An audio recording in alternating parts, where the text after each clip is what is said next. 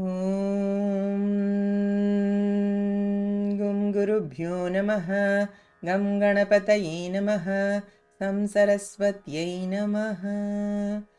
ॐ नमो भगवते रुद्राय। ॐ नमस्ते रुद्रमन्यव उतोतैषवे नमः। नमस्ते अस्तु धन्वने बाहुभ्यामुत ते नमः। यात इषुः शिवतमा शिवं बभूव ते धनुः। शिवा शरव्याय तव तया नो रुद्रमृडया। या ते रुद्रशिवा तनूरघोरा पापकाशिनी। तया नस्तनुवा शन्तमया गिरिशन्ताभिचाकशीः। यामिषुं गिरिशन्तहस्ते बिवर्ष्यस्तवे। शिवाङ्गिरित्रतां कुरु माहि गुंसीः पुरुषं जगत्। शिवेन वचसा त्वा गिरिशाच्छावदामसि।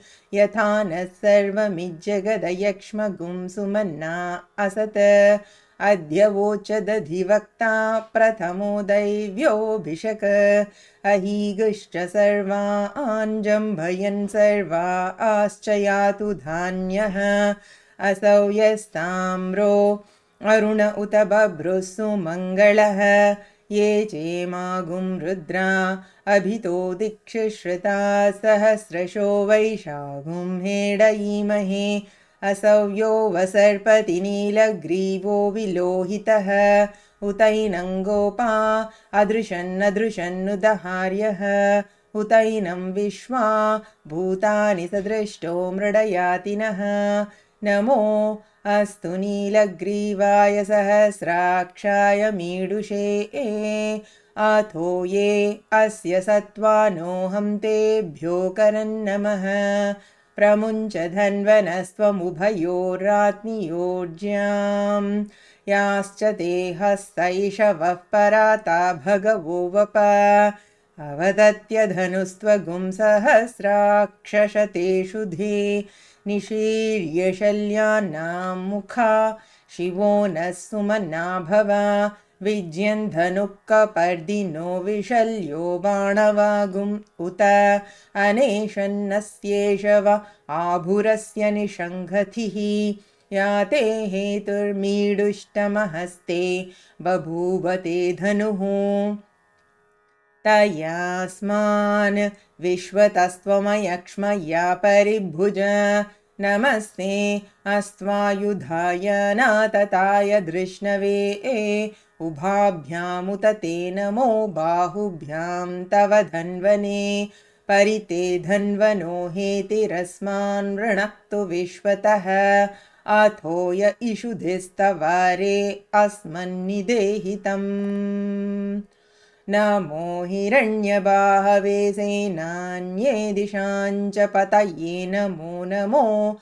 वृक्षेभ्यो हरिकेशेभ्यः पशूनां पतये नमो नमः। सस्पिञ्जराय त्विषीमते पथीनां पतये नमो नमो। बभ्लुषाय विव्याधिनेन्नानां पतये नमो नमो। हरिकेशायोपवीतिने पुष्टानां पतये नमो नमो। भवस्य हेत्यै जगतां पतये नमो नमो। रुद्राय तताविने क्षेत्राणां पतये नमो नमः। सूताय हन्त्याय वनानां पतये नमो नमो। रोहिताय स्थपतये वृक्षाणां पतये नमो नमो। मन्त्रिणे वाणिजाय कक्षाणां पतये नमो नमो। भुवन्तये वारिवस्कृताय औषधीनां पतये नमो नमः। उच्चैर्घोषाय क्रन्दयते पत्तीनां पतये नमो नमः। कृत्स्नवीताय धावते सत्त्वनां पतये नमः। नमः सहमानाय निव्याधिनाव्याधिनीनां पतये नमो नमः। ककुभाय निषङ्गिणे स्तेनानां पतये नमो नमो। निषङ्गिण इषुधिमते तस्कराणां पतये नमो नमो। वञ्चते परिवञ्चते स्थायूनां पतये नमो नमो। निचेरवे परिचरायारण्यानां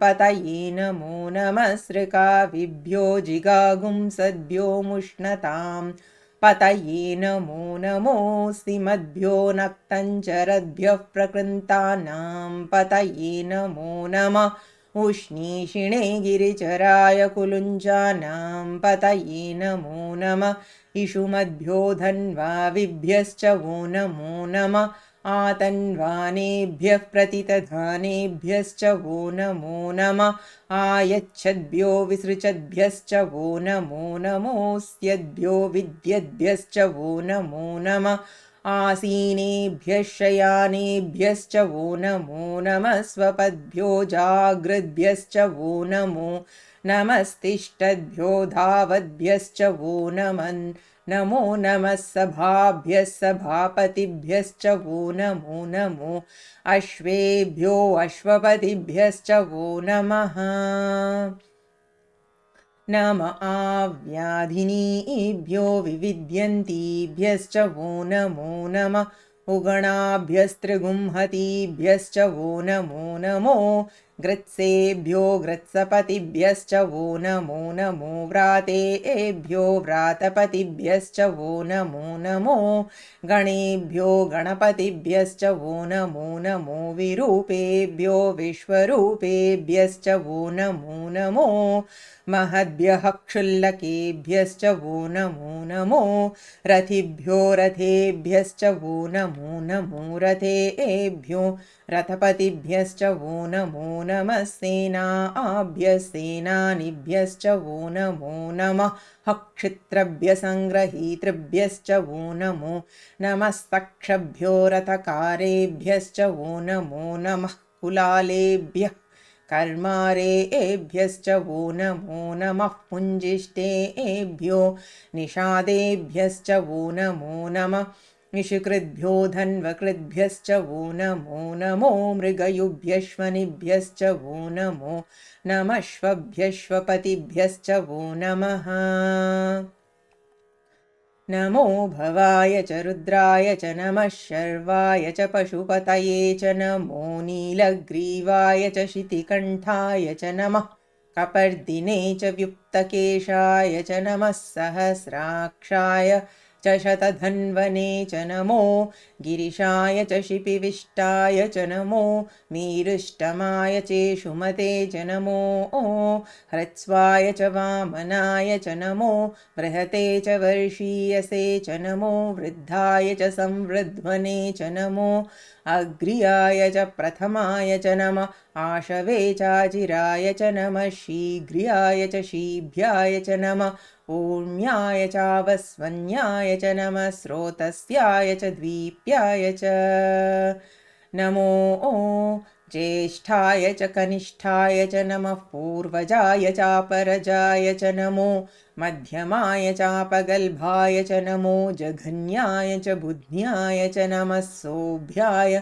च प्रतिसर्याय च नमो याम्याय च क्षेम्याय च नमः उर्वर्याय च खल्याय च नमः श्लोक्याय चावसान्याय च नमो वन्याय च कक्ष्याय च नमः श्रवाय च प्रतिश्रवाय च नमः आशुषेणाय चाशुरथाय च नमः शूराय चावभिन्दते च नमो वर्मिणे च वरूथिने च नमो बिल्मिने च कवचिने च नमः श्रुताय च श्रुतसेनाय च नमो दुन्दुभ्याय चाहनन्याय च नमो धृष्णवे च प्रमृषाय च नमो दूताय च प्रहिताय च नमो निषङ्गिणे चेषुधिमते च नमस्तीक्ष्णे शवे चायुधिने च नमः स्वायुधाय च सुधन्वने च नमः श्रुत्याय च पत्याय च नमः काट्याय च नीप्याय च नमः सूद्याय च सरस्याय च नमो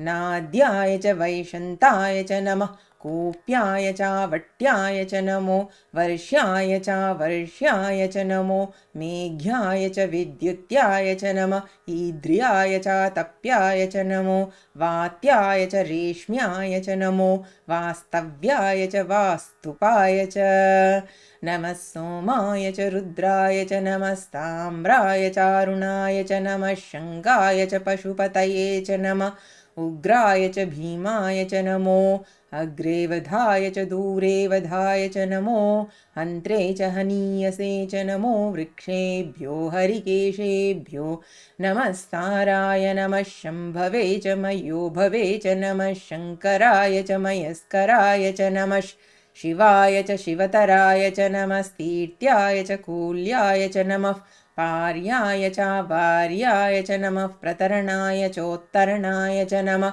आतार्याय चालाद्याय च नमः षष्प्याय च फेन्याय च नमः सिकत्याय च प्रवाह्याय च नम इरिण्याय च प्रपत्याय च नमः किगुंशिलाय च क्षयणाय च नमः कपर्दिने च पुलस्तये च नमो गोष्ठ्याय च गृह्याय च नमस्तल्प्याय च गेह्याय च नमः काट्याय च गह्वरेष्ठाय च नमो हृदयाय च निवेश्याय च नमः पागुंसव्याय च रजस्याय च नमः शुष्क्याय च हरित्याय च नमो लोप्याय चोलप्याय च नमः उर्व्याय च सोम्याय च नमः पर्ण्याय च पर्णशद्याय च नमो पगुरमाणाय चाभिघ्नते च नमः आखिदते च प्रखिदते च नमो वक्किरिकेभ्यो देवानागुंहृदयेभ्यो नमो विक्षीणकेभ्यो नमो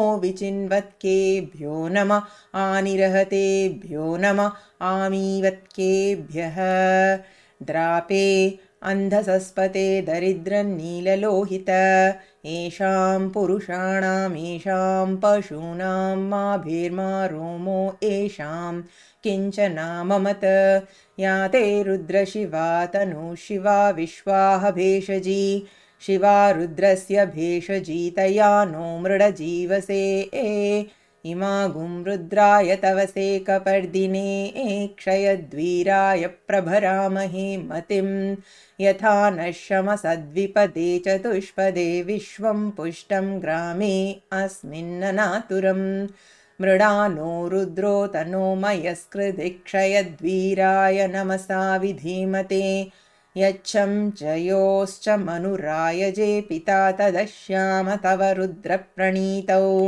मानो महान्तमुत मानो अर्भकं मान उक्षन्तमुत मान उक्षितं मानो वधीः पितरं मोत मातरं प्रिया मानस्तनुवो रुद्ररीरिषः मानस्तोके तनये मान आयुषि मानो गोषु मानो अश्वेषु रीरिषः वीरान्मानो रुद्रभामितो वधिर्हविष्मन्तो नमसा विधीमते आरात्ते गोघ्न उत पूरुषग्ने क्षयद्वीराय सुम्नमस्मेते अस्तु रक्षा च नो अधि च देव ब्रूह्यधा च नः शर्म यच्छद्विबर्हा आह स्तुहि श्रुतं गर्तसदं युवानं मृगन्न भीममुपहन्तुमुग्रं मृडाजरित्रे रुद्रस्तवानो अन्यन्ते अस्मिन्निविपन्तु सेना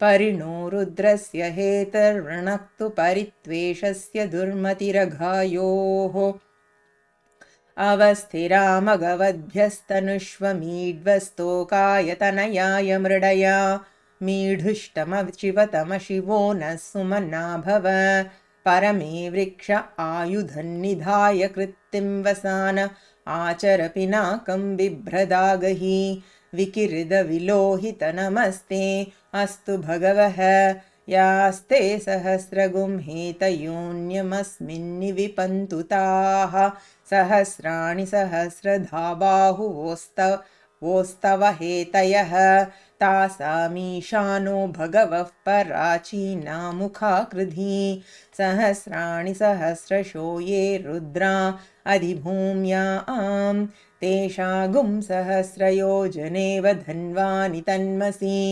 अस्मिन्महत्यर्णवेऽन्तरिक्षे भवा अधि नीलग्रीवा शितिकण्ठा शर्वा अधः क्षमाचराः नीलग्रीवा शितिकण्ठा दिवगुं रुद्रा उपश्रिताः ये वृक्षेषु सस्तिञ्जरा नीलग्रीवा विलोहिताः ये भूतानामधिपतयो विशिखासक्कपर्दिनः ये अन्येषु विविद्यन्ति पात्रेषु पिबतो जनान् ये पथां पतिरक्षय ऐलभृधाय व्युधः ये तीर्थानि प्रचरन्ति सृकावन्तो निषङ्गिणः य एतावन्तश्च भूयागुंसश्च दिशो रुद्रावितस्थिरे तेषागुं सहस्रयोजनेव धन्वानि तन्मसि नमो रुद्रेभ्यो ये पृथिव्यां येऽन्तरिक्षे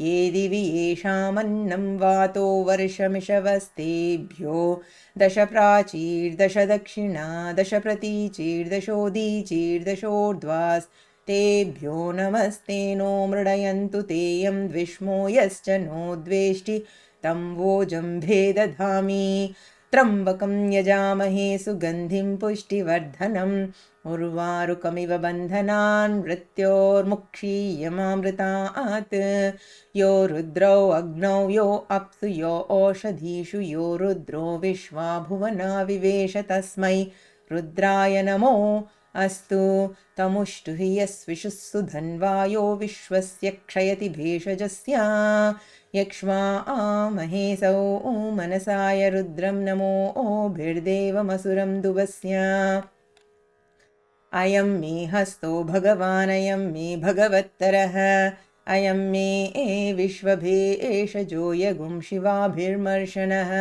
ये ते सहस्रमयुतं पाशा मृत्योमर्त्याय हन्तवे तान् यज्ञस्य मायया सर्वानवयजामहे मृत्यवे स्वाहा मृत्यवे स्वाहा ॐ नमो भगवते रुद्राय विष्णवे मृत्युर्मे पाहि प्राणानां ग्रन्थिरसि रुद्रो मा विशान्तकः तेनान्नेन आप्यायस्व सदाशिवोम् ॐ शान्तिः शान्तिः शान्तिः भूमौ स्खलितपादानां भूमिरेवावलम्बनं त्वयि जातापराधानां त्वमेव शरणं शिवे अज्ञानाद्विस्मृतेर्भ्रान्त्या यन्यूनमधिकं कृतं तत्सर्वं क्षम्यतां देवि प्रसीद परमेश्वरी।